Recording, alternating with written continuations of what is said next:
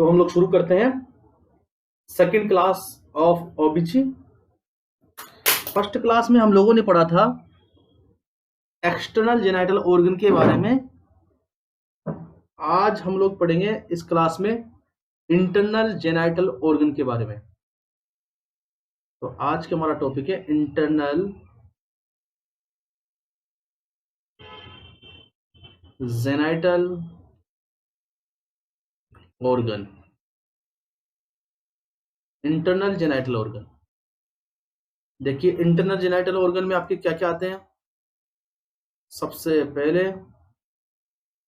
Vagina, vagina के बाद uterus, cervix uterus, उसके बाद आपके पास में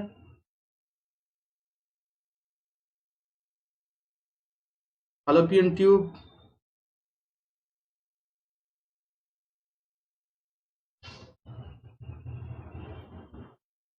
उसके बाद आपके पास में ओवेरी,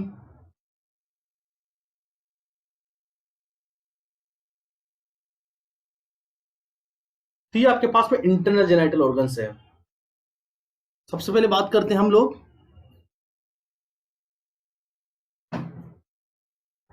वेजाइना की।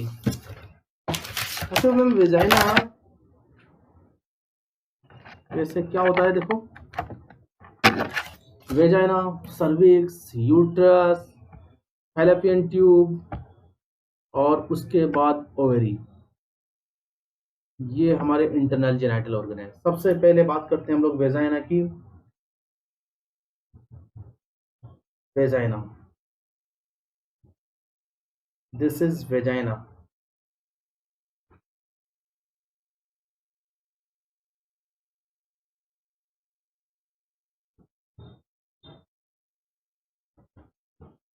Vagina it is a communicating channel, एक कम्युनिकेटिंग चैनल है ये, जो कि वल्वा और सर्विक्स को आपस में जोड़ता है। Made up by fibromuscular seat, made up by fibromuscular seat.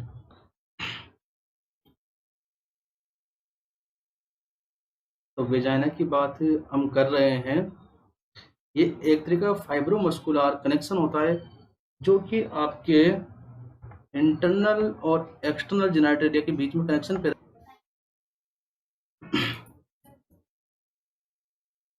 तो vagina is the connection between internal and external genital organ. Internal और एक्सटर्नल जेनिटल ऑर्गन के बीच में ये एक कनेक्शन का काम करता है। Vagina is connection between internal and external genital organ. Internal और एक्सटर्नल जेनिटल ऑर्गन के बीच में ये कनेक्शन का काम करता है। ये फाइब्रोमस्कुलर लेयर है ना, फाइब्रोमस्कुलर ऑर्गन है। बात करें लेयर्स ऑफ वेजाइना की, कि वेजाइना में कितनी लेयर पाई जाती है। लेयर्स ऑफ वेजाइना, तो इसके अंदर 3 लेयर होती है। एक तो आउटर मोस्ट लेयर, एक मिडिल और एक इनर मोस्ट लेयर। 3 लेयर होती है। एक तो outer most layer, outer most layer जो होती है वो फाइब्रस लेयर होती है, फाइब्रस टिश्यू की बनी होती है, कठोर होती है, फाइब्रस टिश्यू की बनी होती है। तो जहाँ कहीं पे फाइब्रस टिश्यू का नाम आ जाता है तो आप लोगों को समझ लेना चाहिए कि वो हार्ड एंड टफ लेयर है और प्रोटेक्शन के लिए है। फाइब्रस टिश्यू लेयर होती है आउटर मोस्ट लेयर। 3 लेयर होती है वेजाइना की, आउटर मोस्ट, मिडिल और inner most layer. Outer most, middle and third is inner most, जो कि अंदर ही अंदर की है। एक तो सबसे बाहर वाली, एक मिडिल वाली और एक सबसे अंदर वाली। सबसे बाहर वाली जो है फाइब्रस टिश्यू की बनी होती है और मिडिल वाली जो मस्कुलर लेयर होती है, मसल्स की बनी होती है, मस्कुलर लेयर। और जो अंदर वाली है वो म्यूकस मेम्ब्रेन की बनी होती है, म्यूकोसा, म्यूकस मेम्ब्रेन की बनी होती है। और ये जो म्यूकस मेम्ब्रेन वाली जो लेयर होती है, यहाँ पर ध्यान रखना बहुत इंपॉर्टेंट बात है कि इसी लेयर में एक बैक्टीरिया पाया जाता है, इसी लेयर में एक बैक्टीरिया पाया जाता है, इसी लेयर में एक बैक्टीरिया पाया जाता है। और इस बैक्टीरिया को बोलते हैं हम लोग डोडरलिन बेसिलाई, डोडरलिन बेसिलाई। इस डोडरलिन बेसिलाई का काम क्या होता है? देखो, डोडरलिन बेसिलाई का काम क्या होता है, ये काम क्या करता है, ये जो है आपके वेजाइना के जो ग्लाइकोजन है, उस ग्लाइकोजन को लैक्टिक एसिड में कन्वर्ट कर देता है, वेजाइना के ग्लाइकोजन को लैक्टिक एसिड में कन्वर्ट कर देता है। और इस लैक्टिक एसिड की वजह से, इसी लैक्टिक एसिड की वजह से जो वेजाइना की पीएच होती है वो एसिडिक पीएच होती है। वेजाइना की पीएच कैसी होती है? एसिडिक। क्यों? किसकी वजह से? लैक्टिक बेसिलाई जो है बैक्टीरिया पाया जाता है, जिसको डोडरलिन बेसिलाई भी कहते हैं, वो ग्लाइकोजन को लैक्टिक एसिड में कन्वर्ट कर देता है। और इसी लैक्टिक एसिड की वजह से वेजाइना की पीएच जो होती है वो आपके पास में एसिडिक होती है। अप्रोक्सीमेट हम बात करें तो 4 to 5 वेजाइना की जो पीएच होती है 4 से 5 होती है। कितनी होती है? 4 से 5। अगर हम बात करें, देखो, आफ्टर मोनोपोज की, मोनोपोज का मतलब जब मेंस्ट्रुएशन साइकिल जो है सेट हो जाए, मतलब बंद हो जाए, तो आफ्टर मेनोपोज, तो आफ्टर मेनोपोज डोडरलिन बेसिलाई क्या हो जाते हैं? कम हो जाते हैं, जिसकी वजह से डोडरलिन बेसिलाई कम होने की वजह से जो ग्लाइकोजन है वो लैक्टिक एसिड में कन्वर्ट नहीं हो पाता। और मेनोपोज वाली कंडीशन में जो वेजाइना की पीएच होती है वो नेचुरल हो जाती है, या तो नेचुरल या फिर एल्केलाइन हो जाती है, एल्केलाइन। क्लियर माइंड के अंदर?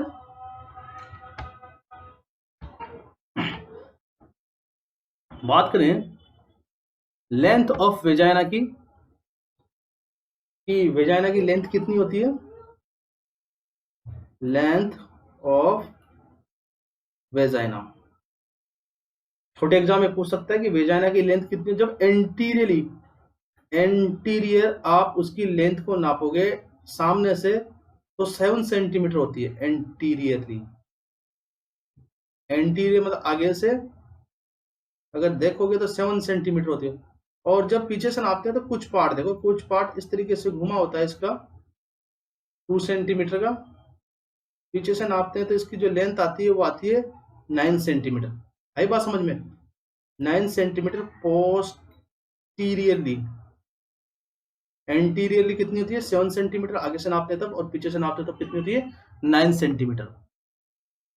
एंगल की बात करते हैं जो कि एग्जाम के लिए बहुत इंपॉर्टेंट, कि वेजाइना का एंगल कैसा होता है। तो यहाँ पर एक बात ध्यान रखेंगे, देखो वेजाइना का एंगल कैसा होता है। जैसे कि मान के चलो ये कोई लेडी है,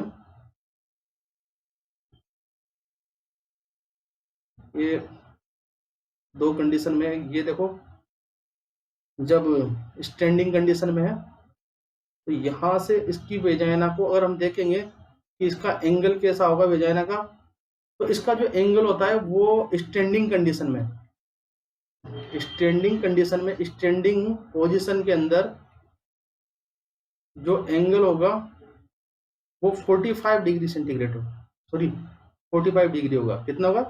45 डिग्री। और सुपाइन पोजीशन में अगर लेटी हुई है फीमेल, जो है लेटी हुई है सुपाइन पोजीशन के अंदर,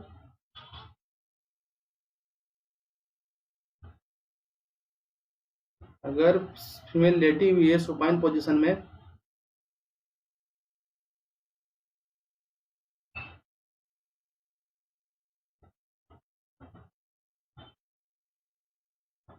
तो वेजाइना का जो एंगल होगा सुपाइन पोजीशन में, वेजाइना का जो एंगल होगा वो 75 डिग्री होगा। कितना होगा? 75 इन सुपाइन पोजीशन।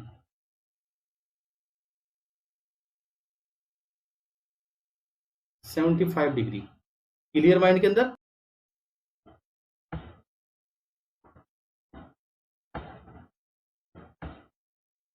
तो स्टैंडिंग पोजीशन में कितना होगा एंगल?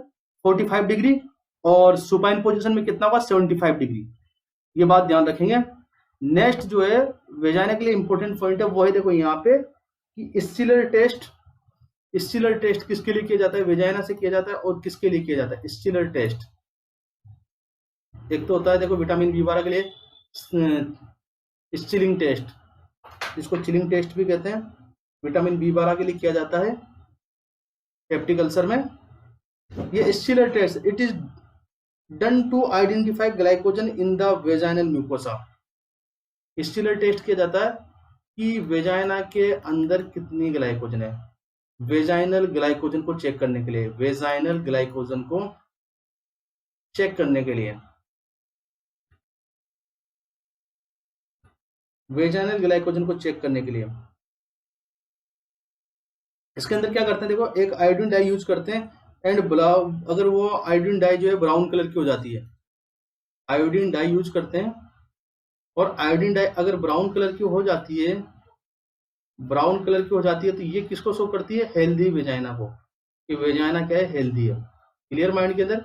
स्टीलर टेस्ट किसकी हेल्दी को किसको जांच करने के लिए किया जाता है? वेजाइना के, कि वेजाइना हेल्दी है या नहीं, उसके अंदर ग्लाइकोजन है या नहीं, इसको चेक करने के लिए।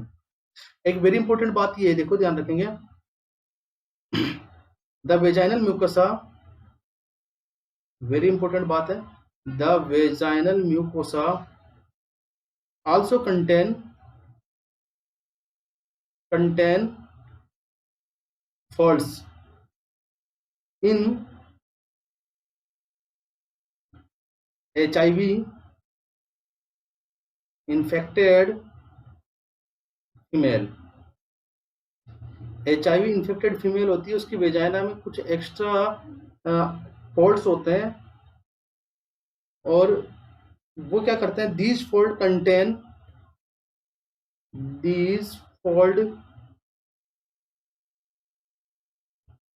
Contain dendritic cell. Dendritic cell वो सेल होती है जो कि इन्फेक्शन को फैलाती है। Dendritic cell responsible for transmission, जिससे जो है HIV का जो बैक्टीरिया वो आगे की तरफ जो है ट्रांसमिट होता है। ये इंपॉर्टेंट बात है कि डेंड्राइटिक सेल कहां पर पाई जाती है? ये पाई जाती है आपके वेजाइना में। उसके बाद बात करते हैं सेकंड जो है इंटरनल जेनिटल ऑर्गन के बारे में, वही यूट्रस। यूट्रस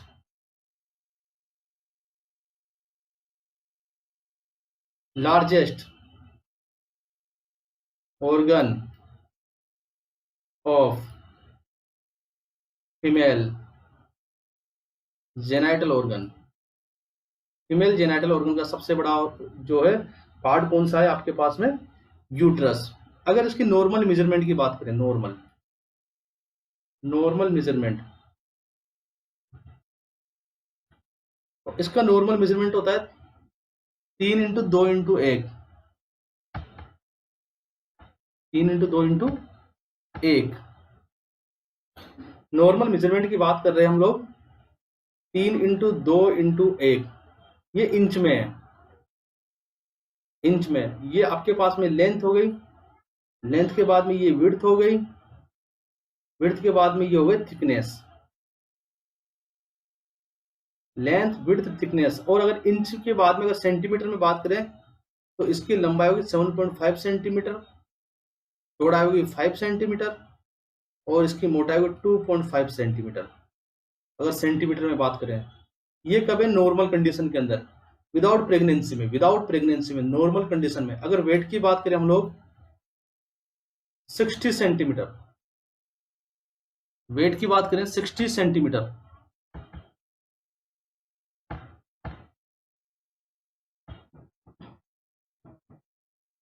जो कि प्रेगनेंसी में चेंज हो जाता है। अगर प्रेगनेंसी की बात करें तो टर्म पर ध्यान रखेंगे, टर्म पर जो यूट्रस है उसका वेट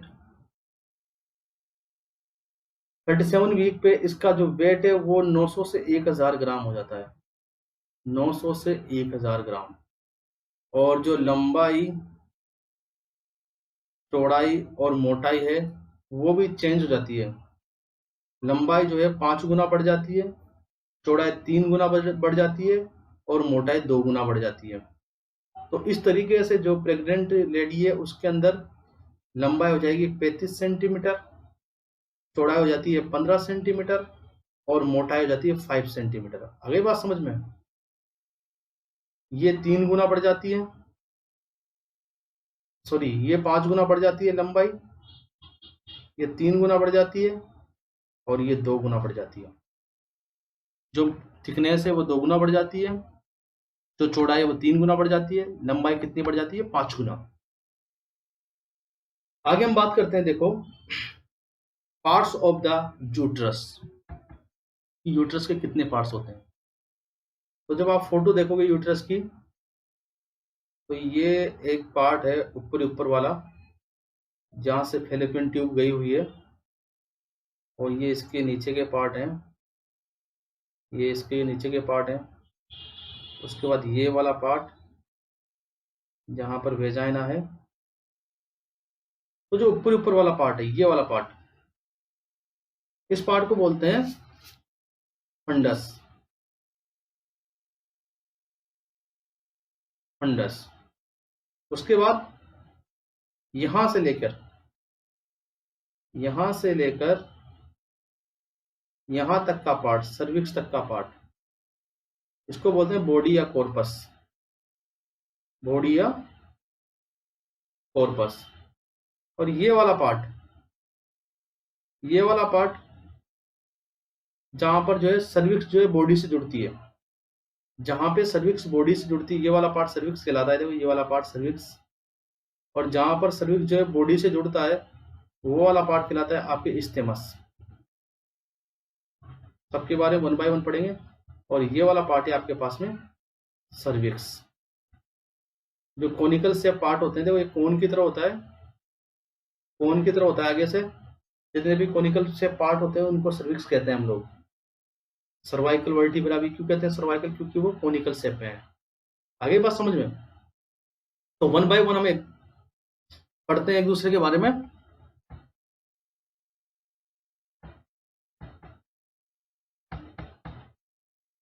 अगर हम बाहर से अंदर की तरफ चले, देखो आउटसाइड से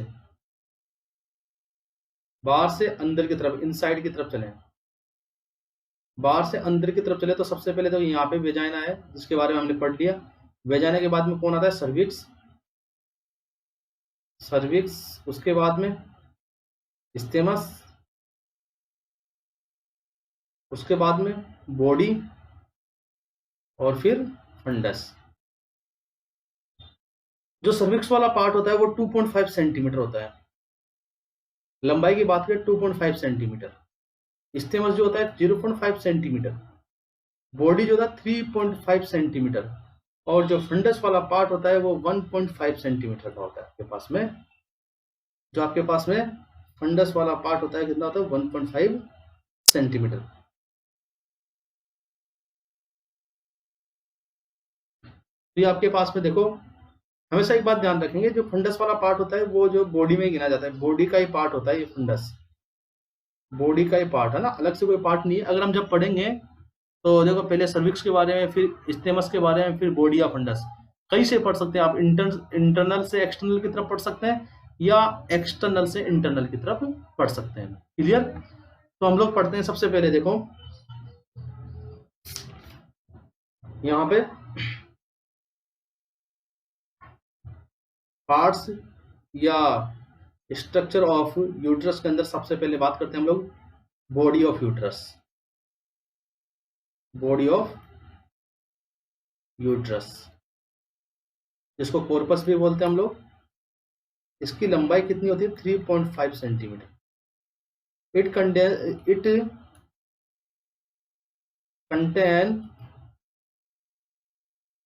कंटेन फंडस एंड कैविटी।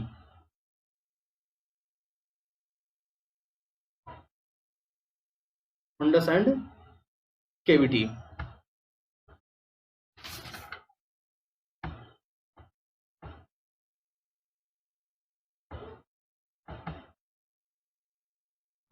तो जो जाइगोट का इम्प्लांटेशन होता है, तो जायगोट का जो इम्प्लांटेशन होता है ये आपके upper part of the body, जो बॉडी का अपर पार्ट होता है वहीं पे होता है, लिख लेंगे, बहुत इंपॉर्टेंट बात है इम्प्लांटेशन। जो जायगोट इम्प्लांट होता है, implantation of zygote complete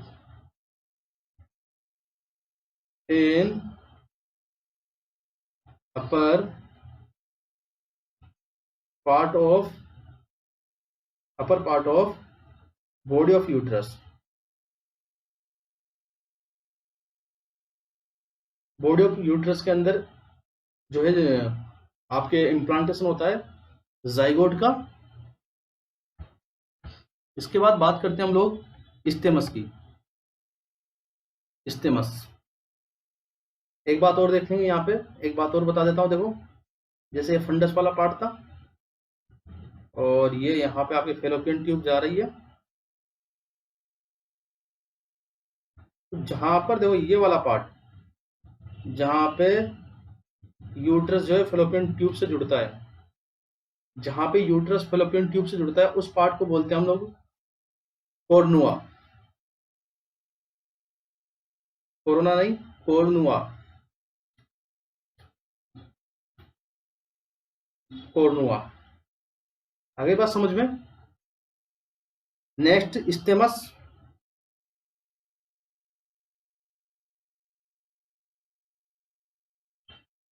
stems, stems वो पार्ट है जो कि बॉडी को सर्विक्स से जोड़ता है, बॉडी को सर्विक्स से जोड़ने वाला पार्ट।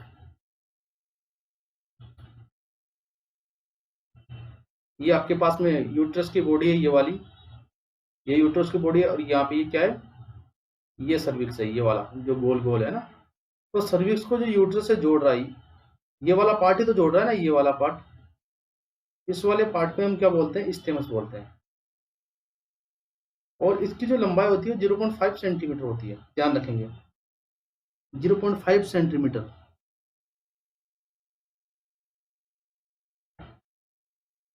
उसके बाद बात करता हूं मैं सर्विक्स की। तीसरा पार्ट है सर्विक्स। देखो सर्विक्स क्या होता है, देखो सर्विक्स लेंथ जो है 2.5 सेंटीमीटर होती है। तीसरा पार्ट सर्विक्स की बात कर रहे हैं हम लोग।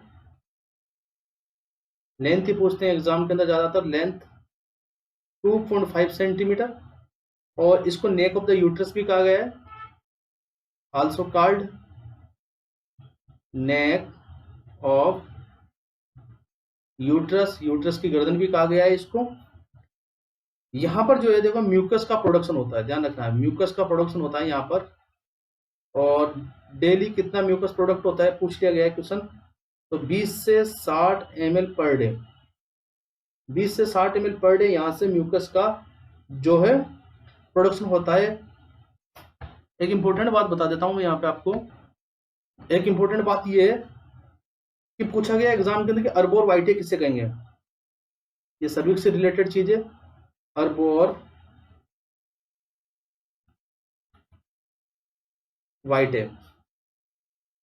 अर्बोर वाइटे किसे कहेंगे, it a pattern of, it a pattern of cervical mucus, it a pattern of cervical mucus present in lower uterine segment, present in lower uterine segment, present in lower uterine segment. तो ये आपके पास में देखो uterus के बारे में जो है एनाटॉमिकल कंडीशन हुई कि क्या क्या होते हैं, किस तरीके से होते हैं। अब बात करता हूँ लेयर्स ऑफ यूट्रस की, लेयर्स ऑफ यूट्रस की। लेयर्स ऑफ यूट्रस, तो 3 लेयर होती है यूट्रस की, ध्यान रखेंगे। फर्स्ट जो लेयर होती है यूट्रस की सबसे बाहर वाली लेयर, जिसको हम बोलते हैं पेरीमेट्रियम, ध्यान रखेंगे पेरीमेट्रियम। सेकंड होती है मायोमेट्रियम, मिडिल लेयर जिसे हम बोलते हैं मिडिल लेयर। और थर्ड आपके पास में होती है endometrium. Perimetrium, myometrium and endometrium. There are three layers of uterus, perimetrium, myometrium and endometrium. यही बात समझ में। यहां पर देखो ध्यान देने वाली बात यह है कि जो मायोमेट्रियम है, इंपॉर्टेंट बात ध्यान रखेंगे मायोमेट्रियम के बारे में थोड़ा सा। मायोमेट्रियम जो होती है यहाँ पे functional and structure unit of uterus, functional and structural unit of uterus. पहली बात तो ये मायोमेट्रियम के बारे में। सेकंड बात क्या याद रखेंगे, इसके अंदर कॉन्ट्रैक्शन एंड रिलैक्सेशन की कैपेसिटी होती है। तो कॉन्ट्रैक्शन एंड रिलैक्सेशन कैपेसिटी।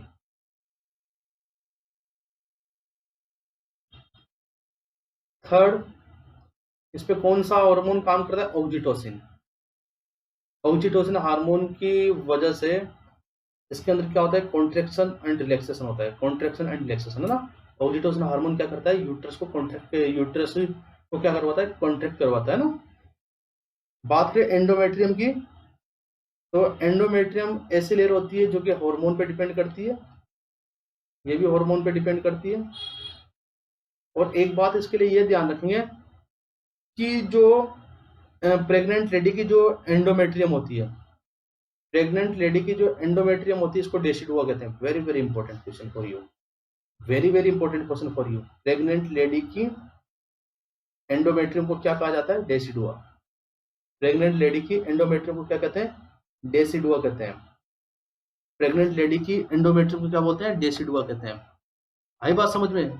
तो ये तो आपके पास में लेयर थी, पेरीमेट्रियम, मायोमेट्रियम एंड एंडोमेट्रियम। अगर बात करें शेप ऑफ यूट्रस, कि यूट्रस की शेप कैसी होती है। नॉन प्रेग्नेंट लेडी की बात करता हूं सबसे पहले। नॉन प्रेग्नेंट लेडी के अंदर यूट्रस की शेप होती है, ये खाली मस्कुलर ऑर्गन होता है।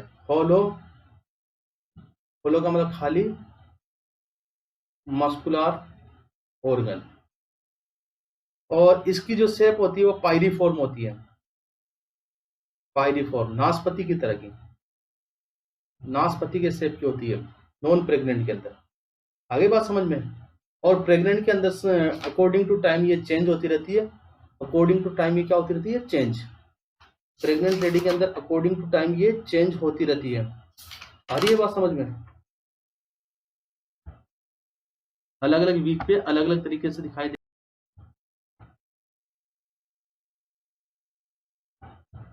नेक्स्ट बात करते हैं हम लोग, देखो position of uterus, position of uterus.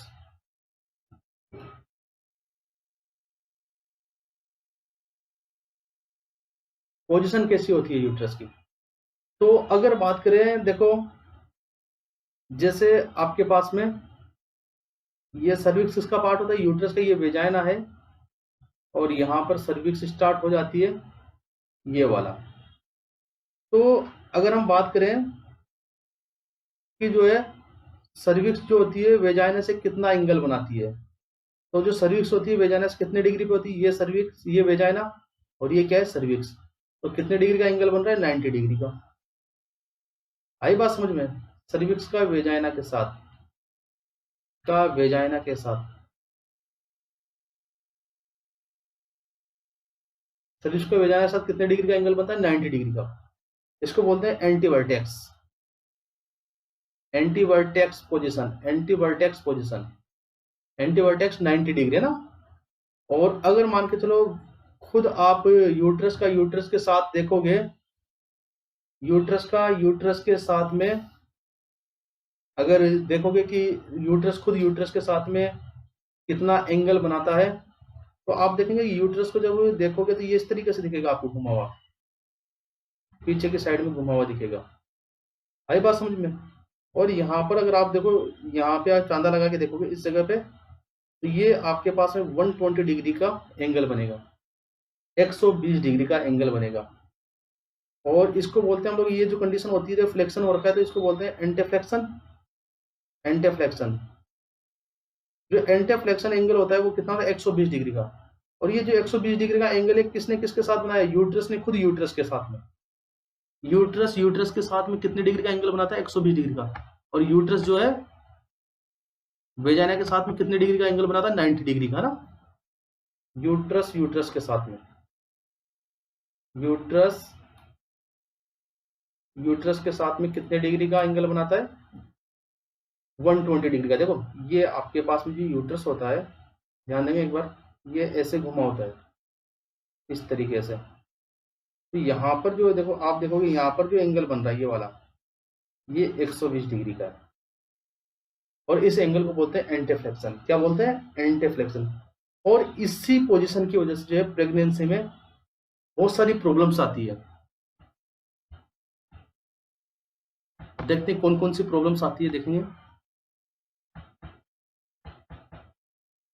देखो होता क्या है, देखो आप जब देखोगे तो ये आपके पास है बीच में, तो क्या होगा, यूट्रस।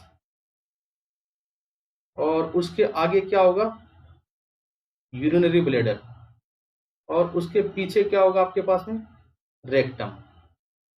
जैसे कि कोई भी यूं खड़ा हुआ है, कोई लेडी जो है ऐसे खड़ी है ना। तो आगे की साइड में तो क्या है उसका, ब्लैडर।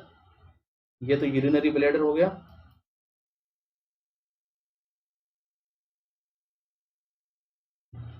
ये यूट्रस हो गया। और ये आपके पास में रेक्टम हो गया। अब देखो ये जो यूट्रस है, आई बात समझ में। जब प्रेग्नेंट लेडी होती है, यूट्रस जो है क्या करेगा, देखो दोनों पे प्रेशर डालेगा।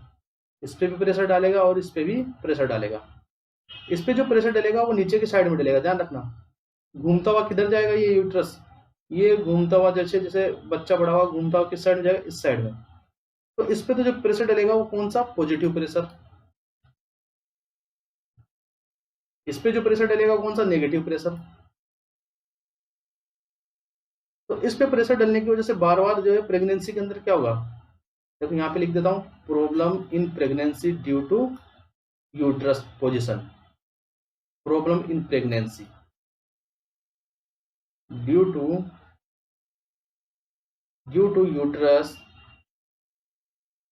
Uterus position. यूट्रस पोजिशन की वजह से प्रेगनेंसी में क्या क्या दिक्कत आती है। तो इस यूरिनरी ब्लैडर पे बार बार प्रेशर पड़ने की वजह से जो है बार बार में क्या आएगा, यूरिन, बार बार में यूरिन पास करेगी। तो यहाँ पर क्या होगा, देखो इसकी वजह से बार बार में यूरिन आना,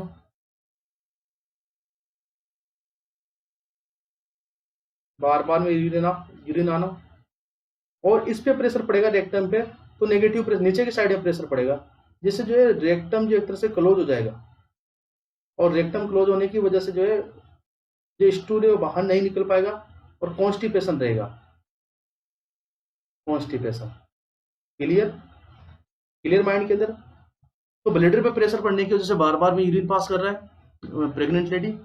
और जो है रेक्टम पर प्रेशर पड़ने की वजह से क्या है, कॉन्स्टिपेशन है। यहाँ पे एक बात और ध्यान रखेंगे, देखो ये मैंने पोजीशन बताई है, ये आपके पास में ब्लैडर हो गया, उसके बाद में फिर यूट्रस आ गया, फिर उसके बाद में आपकी रेक्टम। ये ब्लैडर, ये यूट्रस और ये रेक्टम, बुर। तो यहाँ पर देखो ब्लैडर और यूट्रस के बीच में जो फोल्ड पाया जाता है, यहाँ पर एक पेरिटोनियल फोल्ड पाया जाता है। पेरिटोनियम फोल्ड, स्किन फोल्ड, जिसको पेरिटोनियम फोल्ड कहेंगे। पेरिटोनियम जो है एक, आपने पढ़ा होगा एब्डोमिनल के ऊपर कवरिंग होती है जिसको क्या बोलते हैं, पेरिटोनियम। तो यूट्रस और ब्लैडर के बीच में पेरिटोनियम फोल्ड पाया जाता है जिसको यूटेरोवेसिकल पाउच कहते हैं। ये जो जगह है, ये वाली जगह, ये वाली जगह है, ये वाली जगह, इसको यूटेरोवेसिकल पाउच भी कहते हैं। यूटेरो वेसिकल पाउच, क्लियर है माइंड के अंदर। और यहां पर आपके यूट्रस और रेक्टम के बीच में जो ये स्पेस है, ये वाला, ये जो पाउच बना हुआ है, इसको retro uterine pouch, retro uterine, retro uterine pouch भी कहते हैं, ध्यान रखना। यूरिनरी ब्लैडर और रेक्टम के बीच में कौन सा? Retro uterine pouch. और सॉरी, यूट्रस और रेक्टम के बीच में कौन सा? Retro uterine pouch. और ब्लैडर और यूट्रस के बीच में कौन सा? यूटेरो वेसिकल पाउच।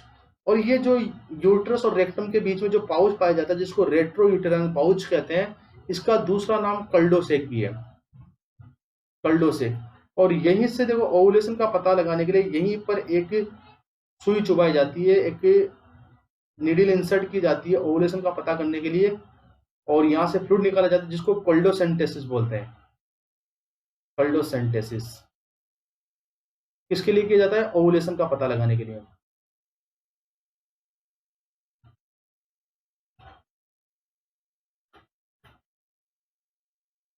क्लियर? तो ये आपके पास में पूरा यूट्रस था। उसके बाद हम लोग देखो सर्विक्स के बारे में बात करते हैं थोड़ी बहुत। और आपने 2.5 सेंटीमीटर की होती है ना ये सब।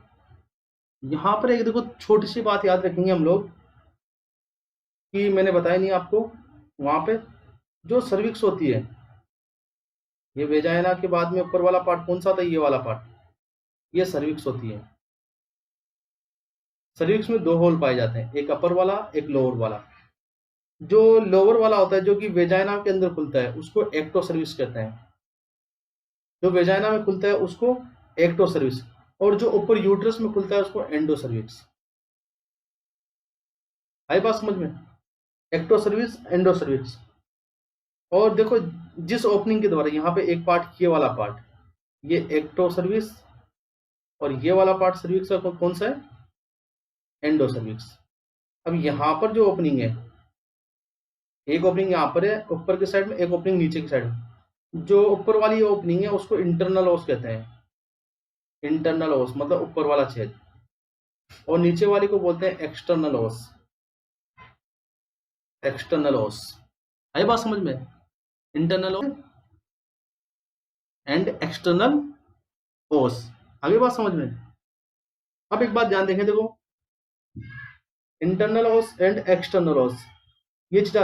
तो स्पेस बिटवीन सर्विक्स और vaginal part of cervix, ecto cervix और vaginal part of cervix and vaginal wall is known as fornix. यहां पे एक बात ध्यान रखेंगे, देखो जैसे कि देखो मेरी बात सुनेंगे, ये आपके पास में सर्विक्स है, पूरा मैं बड़ा बना रहा हूं उसको। ये आपके पास में एंडो सर्विक्स, ये आपके पास में एक्टो सर्विक्स। इसके बाद में जो है ये पार्ट आ जाता है वेजाइना का, थोड़ी घूमी हुई रहती है यहाँ से वेजाइना, तुम्हें पता है। तो ये वाला पार्ट है जहां पर एक्टो सर्विक्स जो वेजाइना से जुड़ता है, ये वाला पार्ट फोर्निक्स कहलाता है। ये वाला पार्ट क्या कहलाता है? फोर्निक्स। जहां पर ectocervix, space between ecto cervix और वेजाइनल पार्ट ऑफ सर्विक्स, इन दोनों के बीच में जो स्पेस पाया जाता है उसको बोलते हैं हम लोग कॉर्निक्स। क्या बोलते हैं?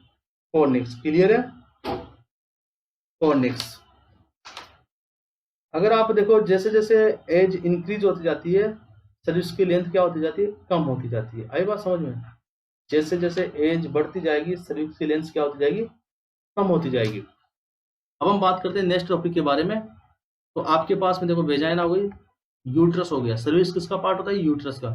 अब है fallopian tube. Fallopian tube,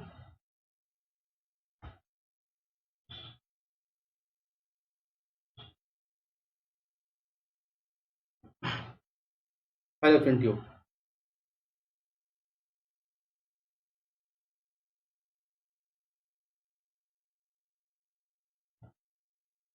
fallopian tube के बारे में आप लोग अच्छी तरह से जानते हैं। ये देखो ट्यूब लाइक स्ट्रक्चर है ना, ये जो है आपके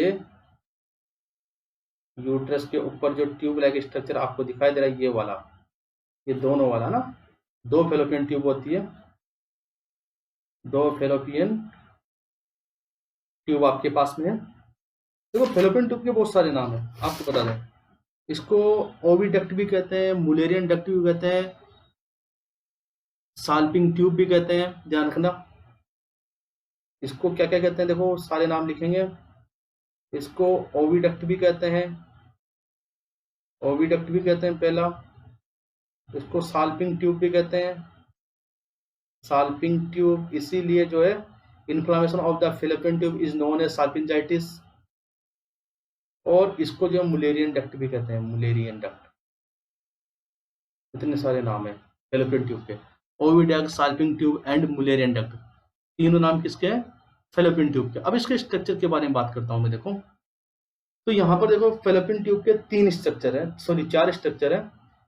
कौन कौन से, देखो यहाँ पे मैं आपको डायग्राम के अकॉर्डिंग ही बता देता हूँ। जैसे कि ये आपके पास में, ये आपके पास में यूट्रस का जो है ऊपर वाला पार्ट, इसको आप फंडस कहते हो, और फंडस से जुड़ा होता है आपके फेलोपियन ट्यूब। ये देखो ये फेलोपियन ट्यूब है, मान के चलो। तो सबसे पहला पार्ट, वो पार्ट जो यूट्रस से जुड़ा हुआ है, एक पार्ट तो ये है। एक पार्ट जो है बीच में होता है, जो कि आपके पास सबसे बड़ा पार्ट होता है, खुला हुआ पार्ट होता है। और एक पार्ट जो है आपके पास में एंड में है, एक पार्ट कहाँ है आपके पास में, एंड में है। तो 3 पार्ट तो आपको दिखाई दे रहे हैं, 3 पार्ट तो आपको दिखाई दे रहे हैं। तो यहाँ पे देखो एक बात बता दें कि ये तीनों पार्ट, चौथा पार्ट कहाँ पर है ये बता रहा हूं मैं आपको।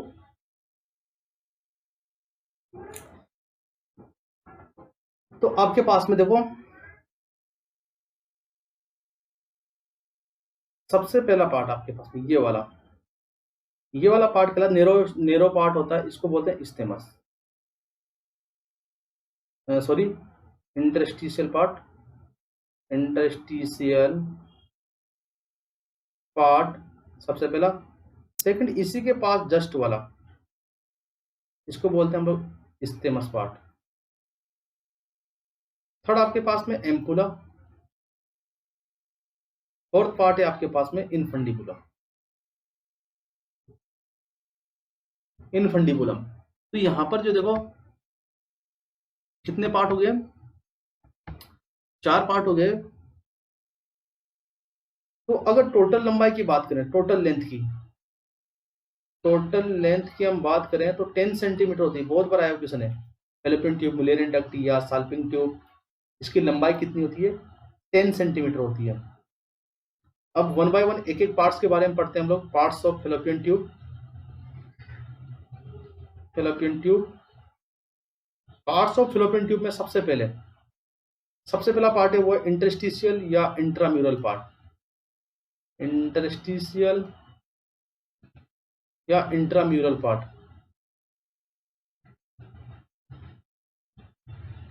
इंटरस्टिशियल पार्ट लंबाई पूछते हैं इसकी, इसकी लंबाई कितनी है, 1.25 सेंटीमीटर लंबाई।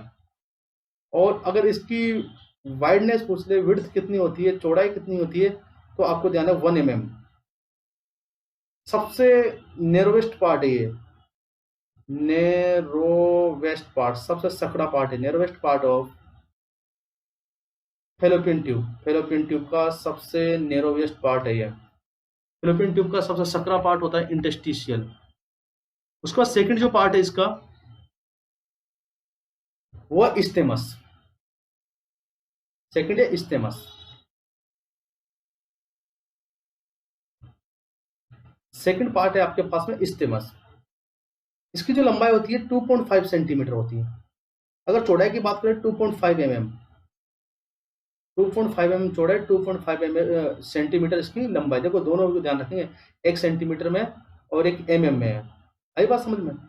देखो एक बात ध्यान, इस्तेमस पार्ट यही ट्यूबेक्टोमी के टाइम पे, ट्यूबेक्टोमी करते हैं ना, tubectomy permanent method of contraception या फिर स्टेलाइजेशन भी बोलते हैं इसको हम लोग। तो ट्यूबेक्टोमी में कौन सा पार्ट कट किया जाता है, यही इस्तेमस वाला पार्ट। ट्यूबेक्टोमी में कौन सा पार्ट कट किया जाता है, इस्तेमस वाला पार्ट ही कट किया जाता है। क्लियर। तीसरा जो सबसे इंपॉर्टेंट है वो है एम्पुला, ज्यादातर क्वेश्चन यहीं से बनता है। Ampulla largest part of fallopian tube, largest part of the fallopian tube, अगर इसकी लंबाई की बात करें तो 5 सेंटीमीटर होता है, और इसकी चौड़ाई की बात 6 से 7 mm। आई बात समझ में? वाइडेस्ट पार्ट भी होता है, सबसे चौड़ा पार्ट भी होता है। उभरा हुआ एलिवेटेड, उभरा हुआ पार्ट भी होता है, एलिवेटेड होता है। Elevation part of the Philippine tube is ampulla. ये तो देखो, ये एनाटॉमिकल कंडीशन होगी। अगर एग्जाम के अंदर पूछ लिया जाए कि ओवुलेशन के बाद ओवम कहाँ रहता है, एम्पुला में रहता है ओवम। ओवम कहाँ रहता है, एम्पुला में। दूसरी बात पूछ लिया जाए कि फर्टिलाइजेशन कहाँ पर होता है, कि आपका जो स्पर्म है वो ओवम से कहाँ पर मिलता है, फर्टिलाइजेशन कहाँ पर होता है।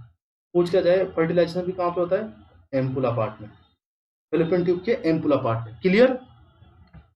उसके बाद बात करते हैं हम लोग, चौथा पार्ट जो है उसको बोलते हैं हम लोग इनफंडिबुलम। लास्ट वाला पार्ट, देखो ये वाला पार्ट, जिसके जो है ये उंगली की तरह क्या है, स्ट्रक्चर है, उंगली नुमा ना, फिमरी पाई जाती है जिसपे। इसकी लंबाई की बात करें तो 1.25 सेंटीमीटर, और चौड़ाई की बात करें तो 5 to 6 mm, 5 to 6 mm। और इस पे क्या पाई जाते हैं, देखो फिमरी पाई जाती है। It contain finger like structure known as fimbriae, जिसको किस नाम से जानते हैं, फिमरी नाम से,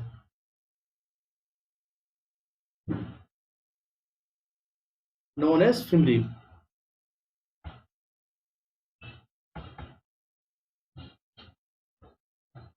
नेक्स्ट बात करते हैं हम लोग, देखो layers of fallopian tube, very very important. 3 layer होती है फेलोपियन ट्यूब में। Layers of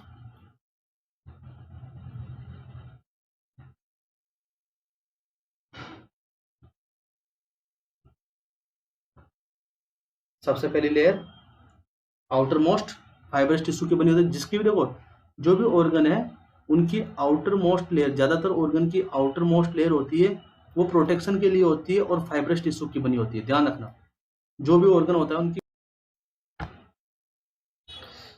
middle layer muscular layer होती है ज्यादातर, ध्यान रखना। सॉरी, मिडिल लेयर, मिडिल जो है मस्कुलर लेयर, मस्कुलर। और जो इनर लेयर होती है वो म्यूकस मेम्ब्रेन की बनी होती है, म्यूकस लेयर होती है ज्यादातर सभी में, innermost layer mucus, mucus layer होती है। अब थोड़ा सा देखो इस म्यूकस लेयर के बारे में हम लोगों को ध्यान रखना है कि इस म्यूकस लेयर में सीलिया पाई जाती है। म्यूकस लेयर में सीलिया पाई जाती है, जो कि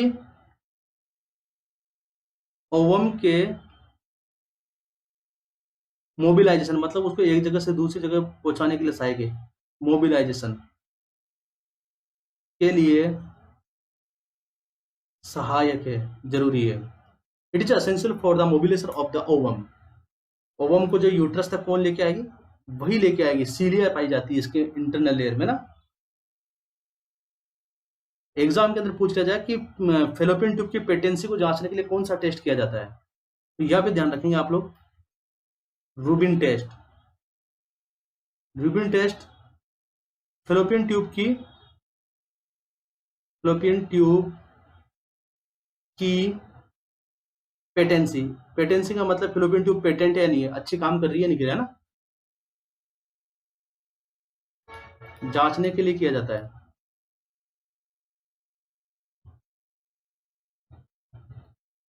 फेलोपियन ट्यूब की पेटेंसी को जांचने के लिए किया जाता है रूबिन टेस्ट। क्लियर है?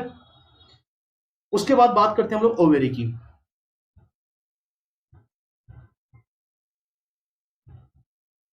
ओवेरी,